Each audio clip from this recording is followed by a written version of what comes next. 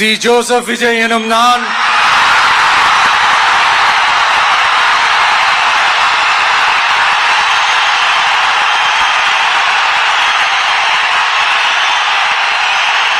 சட்டப்படி அமைக்கப்பெற்ற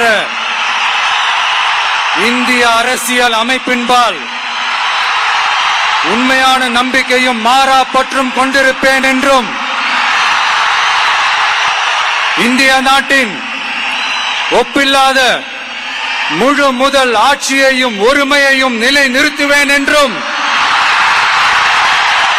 தமிழ்நாட்டு அரசின் முதலமைச்சராக உண்மையாகவும் உளச்சான்றின்படியும் என் கடமைகளை நிறைவேற்றுவேன் என்றும் அரசியல் அமைப்பிற்கும் சட்டத்திற்கும் இணங்க அச்சமும் ஒருதலை சார்பும் இன்றி விருப்பு வெறுப்பை விலக்கி பலதரப்பட்ட மக்கள் அனைவருக்கும் நேர்மையானதை செய்வேன் என்றும் ஆண்டவன் மீது ஆணையிட்டு உறுதிமொழிகிறேன்.